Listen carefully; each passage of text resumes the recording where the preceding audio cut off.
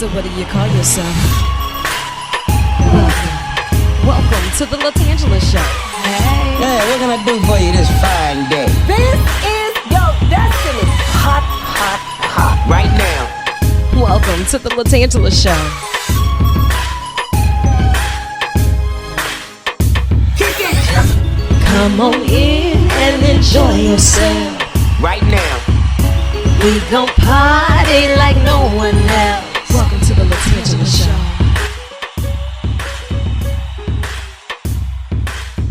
Yes. Ooh, she got a microphone. Mm-hmm. Testing, 1, 2, testing. My mic sounds nice.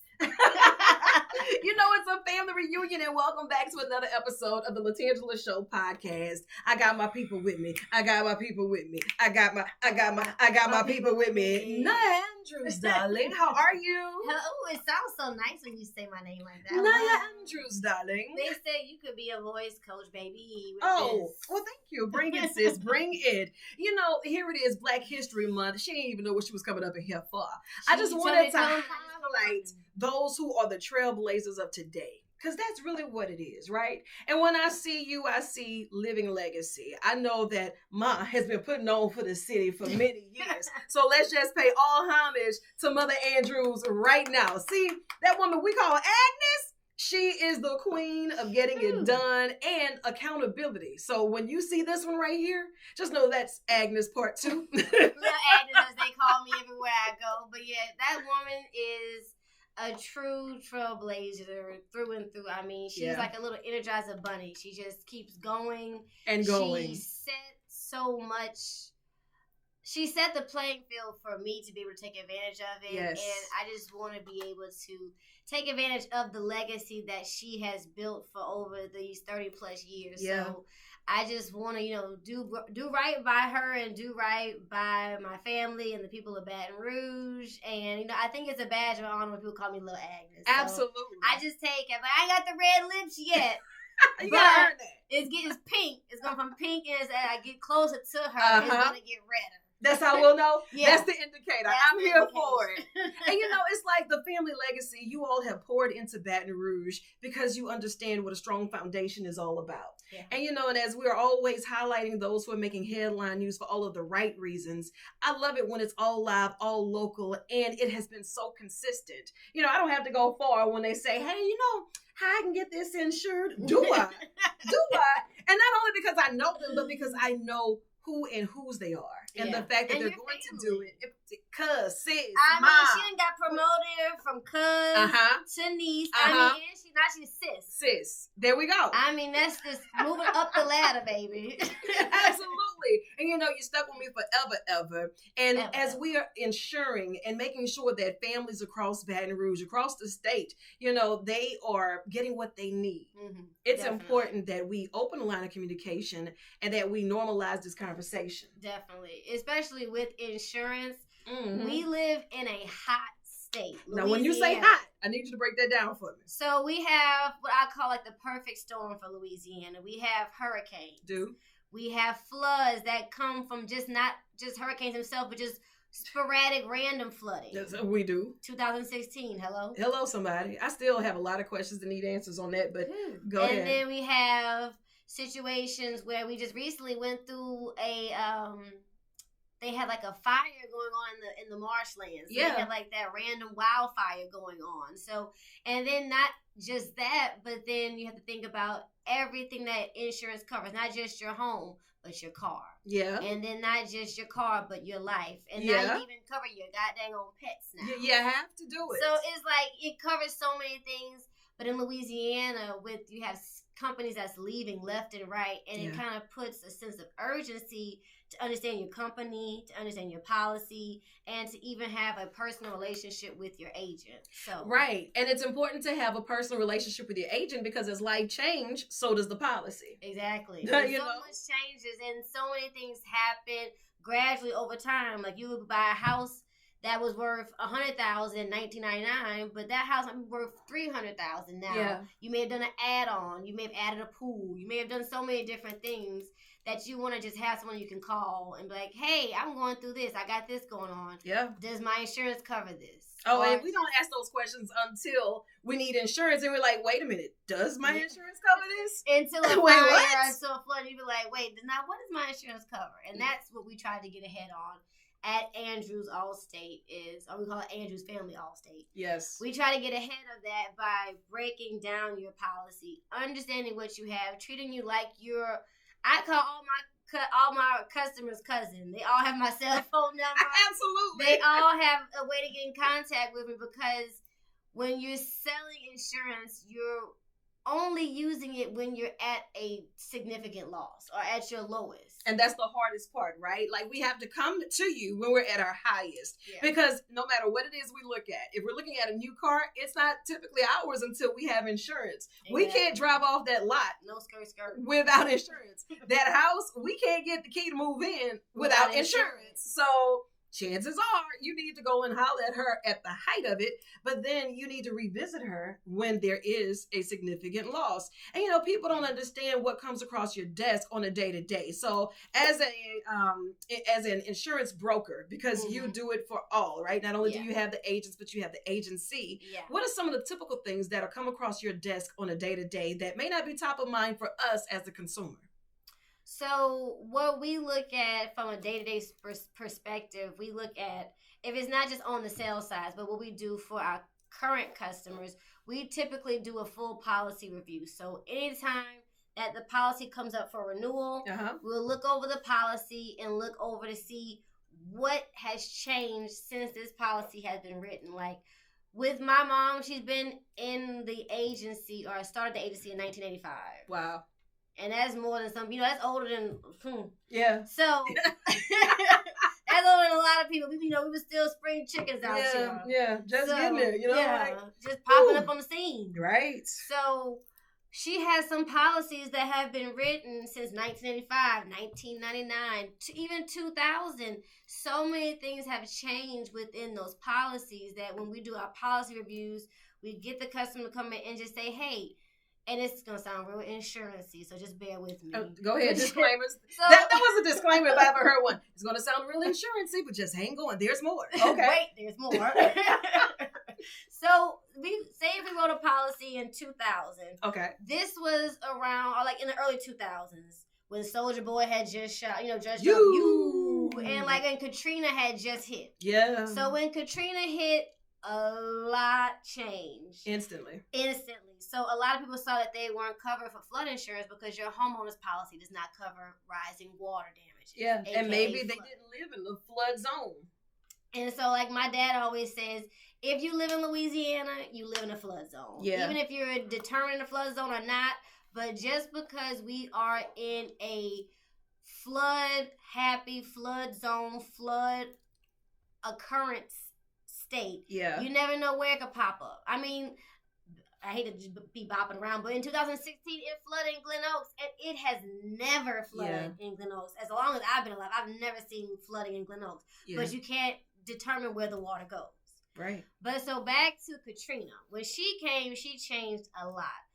Kind of like now, a lot of people didn't want to write in New Orleans or in the river parishes because it was such a such a high risk for wind, hail, and hurricane. Okay, now what just sounded really insurancy to me that I have to back you up on, you said a lot of people didn't want to write. Now, she's not talking about writing letters. No, she's talking about writing insurance policies. Because it's too much at risk. So say if I'm insurance agent Nayo Andrews, I'm an agent, I'm a company. Say if insurance company Nayo Andrews say I'm not writing in South Louisiana because it's too much of a risk, because once a hurricane happens, this whole neighborhood or this whole city is going to have damages, and I cannot afford the amount of volume of loss. Right.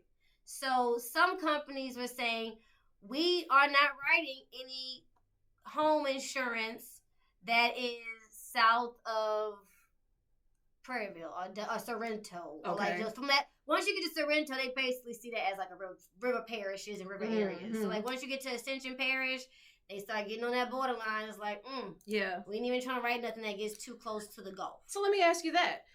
whenever they're getting too far out, and the insurance companies may think of it as a high risk, as they do for younger age people in sports cars or younger people on motorcycles. Older people when it comes to life insurance. Older people with life insurance. When they think of it as a high risk, does it then become harder for people to get insured? It does. So it limits the options from companies. So you may only be where you can get, like in Baton Rouge, you can get like up to 20 different companies, not 20 anymore, but like you get up to 10 different companies that you can get quotes from. But if you go into New Orleans, you may can get like 3. So, or maybe at the most 2. So when Katrina came and the companies were saying, we are not writing in South Louisiana because it's too much of a risk. Then there was a company that came into play, Louisiana Citizens. Okay. And it basically said, if you are a Louisiana citizen and your insurance has gotten rejected by a major company or any insurance carrier, we can then write you. Like a subsidiary company. They will come in and cover it. They'll cover it. They basically, anybody can get it. As long as it's in Louisiana and you're a Louisiana citizen looking for insurance, it opened the door for that company, because the insurance companies like Allstate, State Farm, Geico, Progressive, all the big ones, they were kind of very hesitant on writing it or not able to write hurricane protection. Okay, wow. So they would say, we could do a homeowner's policy, but we're not doing any hurricane. So if you have any hurricane damages, we're not going to cover it. You're on your own? Oh, wow. And then you can get a policy to Louisiana citizens to cover hurricane natural occurrences and things like that. Hurricane, wind, and hail. Because, sometimes Louisiana, let's not say this too loud, we do have very active hurricane seasons. Yeah. And you will see a lot of the homes and businesses with tarps for longer than expected. Like blue tarps as well. And a lot of the repairs that need to be done. And sometimes it's because the insurance companies are overwhelmed, backed up. It's harder for people to say, I need to get my claims adjusted because I'm not sure what my policy looked like. Yeah. What are some of the products that you offer that you would encourage just the average listener, the average viewer to say, make sure that you have these things because this is a stipend. Like, you just need to make sure you have this. This is a staple. In the insurance world, what you always want to have on hand is just what they call your declaration page. Okay. That is a user-friendly, readable version of what your policy covers. Okay. So when your declaration page is basically just declaring what your policy covers, what it doesn't cover, and what is on the policy. So if you have a declaration page for your auto insurance, it will show your policy number, your policy period. It'll show the vehicles on the policy and the coverage that you have on there.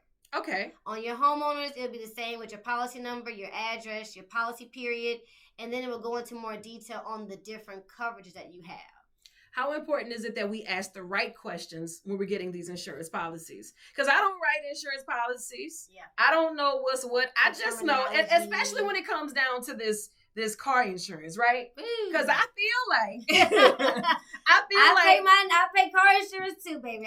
All this car insurance that I'm paying, I feel like I should be able to get better. Streets is not going to put me at a higher risk to have to use it. I got a lot of issues that's going on, but I can't seem to get my policy to drop at any given moment. And God forbid you have something on your policy that the insurance company may call a flaw. There's no way around it. Like, what kind of questions do we ask to make sure that we're properly insured, but we don't feel like we're getting robbed at the same time? Exactly. So you just the first thing I would suggest if you're dealing with any insurance agent is just asking the simple question, what does my policy cover? Okay. What coverages do I have on my policy now, and what do those coverages cover? And I always ask, can I get examples?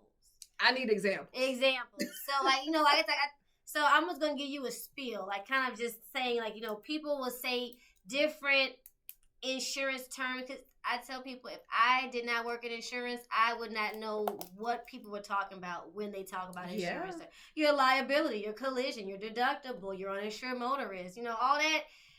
It sounds very it sounds like a third language. It sounds like a whole different language. Because it is. So it just sounds like people get intimidated when they don't know what these coverages cover. They think that they should know what these things cover. And we don't know. But when do they teach you these things? When do they know people who sell insurance sometimes don't really know sometimes the breakdown of the coverage. Yeah.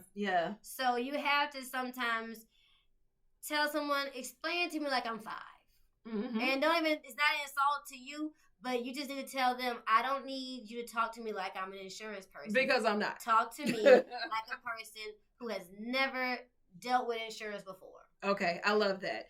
And when it comes down to things like life insurance and those policies, like break that down for us, because far too often, and I spoke with a couple of people in different realms where you see a lot of the GoFundMe pages that will come up, and it's not because people want to run to a platform like GoFundMe. It's because they just have not properly prepared, because life happens fast, and we don't necessarily have the time or even the resources to be able to plan it out. But if you're not planning it out, you'll see that we can't afford not to plan it out. If you don't have a plan, you plan to fail. Yeah, I was about to butcher it. But that was it. I got you, sis. I got you. So at what point do we start the conversation of saying, let's review or even see what bare minimum we can do for life insurance to get started? Exactly. And, especially with this being Black History Month, I'm glad that we've taken this time too to speak about life insurance, because in the African American community, statistically, we do not take advantage of the benefit of life insurance. And it's not just saying because we don't think it's important or just because we're not educated on it, but a lot of people just don't like to talk about death. Right. Or not talk about, anything that could almost, some people may be superstitious. Like, I don't want to talk about that. I don't want to talk about death. Yeah. But I just rephrase it as not life insurance, but love insurance. And I know that sounds very cheesy, but it is. we know you're cheesy. It's very true. Yeah, and it's February is Valentine's. It's all about it's Heart Month. Heart Month. Uh-huh. So the thing is, it's a selfless act because you do not benefit from it. Yeah. But your children benefit from it. Yeah. Your spouse benefits from it. Anyone that you're leaving behind, anyone that you have a single attachment to, will benefit from it. True. And in insurance, you always have a story to tell. Mine is a bit more personal, but I know that someone always has a story when it comes to insurance, especially life insurance. So I tell people that I am a second generation product of life insurance, and I'm still benefiting from it from this day. Mm-hmm. My mother's father, my grandfather, Thomas Smith Sr., he was a county agent in New Rose. He was a real trailblazer in his own right, just, becoming becoming a man, especially being a Black man in this state. In that time, it was hard to be a man. I said a man, but, to be looked at as a man, be called sir. So anyway, so he faced his untimely death at the age of 42. Oh, wow. My grandmother was at the age of 39, and she was left with 6 children from the age of 14 down to 2. Mm-hmm. So at that time, this is like 1950, like at the most like 1960 something, early 60s. So at that time, women still weren't like working into different fields. Women at that time weren't even educated. My grandmother really wasn't educated to hold a job to support 6 children and a home. They just built a home together for their children, so she couldn't afford the mortgage and being able to to subsidize these children. That she is now a single mother and a widow. Yeah, that's tough. That is real tough. Luckily, he had a life policy that paid off the home. My grandmother didn't never have to work because he always told her, no wife of mine is going to work. At that time, women weren't working. It was, my wife is not working, so she never physically had to work. She had to raise some kids, but that's a lot of work in itself. That's real work. I mean, 6 kids, pops, she had to work. So she never had to go into the workplace. Yeah. She stayed home. She raised the children like the plan was. And the plan, you see that? They had a plan. I like it. The plan was, and with his life policy, it paid for every child to go to college. Get out of here. Every child went to Southern, except for my uncle, trying to be a radical, go to Grambling. We forgive him. God we bless forgive his him. soul. We love him in spite of. We love tigers. But they were all able to be educated. Uh-huh. If they did not have that life insurance, my grandmother would have been forced to work probably what black woman what work she could have got probably as a cook or some kind of domestic. Yeah. Yeah. And the children would have not had a mother figure in the home. They probably all couldn't have gone to college because they probably couldn't afford it or taken on a lot of debt. And so they were all able to have a much stress-free life, to have a very traumatic event happen to them, but to not have your life to be uprooted and turned upside down. He planned to have a solid foundation for his family. Yeah. So, and to build on that family structure that he wanted, and of course we all want that longevity there, but we know that life is short and it's happening fast. So if we don't prioritize life, if we don't prioritize the lives of the ones that we love, then what are we really doing? Exactly. And they say the one for sure way that people can start to create generational wealth is life insurance. Yeah. You can have and there's so many different type of life insurances out there. But the thing is, people don't understand is that with death can come a lot of financial burdens and obligations. Yeah. It don't just go away when you go away. I tell people, even when you send these little kids, these chaps off to college, when you co-sign when you send them off to college and you co-sign on these loans, God forbid if something happens to that child, Sally Mae is coming to you. Yeah. And they do not have any sympathy. And that broad Sally or May could care less. Do you hear me? Look, if you catch it, let her know I'm coming for her. No, please, let her go. Let her go. Sally, let us go. Baby, let me tell you something. You have given us a lot to think about, but definitely a lot of things to prioritize. And that's what it's really about. When we're building stronger foundations, I love to think of it as building stronger communities one block at a time. Exactly. And you have to do that family by family. And whenever we say that we have a platform, because this is an extension of your office, right? You're over there getting it done, but I need people to hear all about the great things that you and your family, you're doing at Andrews Family Allstate, because not only are you a company, but you are a company that has been so grounded and has been so influential that, I mean, we can trust the professionals. You know what I mean? Hands. But yeah, so we have been family owned and operated since 1985. Yes. Community oriented, community bound. People used to think my mom was a politician, the way she would be out passing out flyers and kissing babies and shaking hands. But find a politician that's gonna work hard. That's why I say y'all want to act like you're running for office. You gonna have to outwork Agnes Andrews to get my vote. That's all I'm saying. That's a hard one right there. Cause I'm home daughter and I can't even keep up with her. But I know it. Matter of fact, I gotta get you back to the office now. She called. I'm talking about how long is her interview? How long you got her for? Because you need to be generating some income. She on her way back right now. Right now, Ma. Don't worry. She on her way back right now. As a matter of fact, I need you to be on her line right now. 225-800-6500. Again, that's 225-800-6500. If you're thinking about getting that new home, you got to get it insured. Or maybe you're looking to get something else. I mean, I don't know. Boat, car, ATVs, golf carts, pets. I mean, also your home and your cars, but flood. Yeah. I mean, jewelry, if you got, furs, minks, ring-a-dangs, all that. If you have that can be protected on your homeowner's insurance. So it's a lot that your policy can work for you. I would just say, don't be intimidated. Ask questions. There's no such thing as a dumb question, especially when it comes to insurance, because they change so much all the time. Right. So I would just say have a personal relationship with your agent if possible. If not, come to Andrews Family Allstate. Because it is possible there. It is possible there. It is. It's very possible. But I would just say just have your information and just be very clear and understanding of your policy. Absolutely. And you do it with style and grace. And thank you so much for pulling up on me today. I had to get my hair done. I came back to get my hair done. Baby, baby, don't say something. You are absolutely gorgeous. I know you got more work to do, so I'm gonna let you chase the sun or let the sun chase you. Yes, but either way, get after it. I love you, and there's absolutely nothing you can do about it.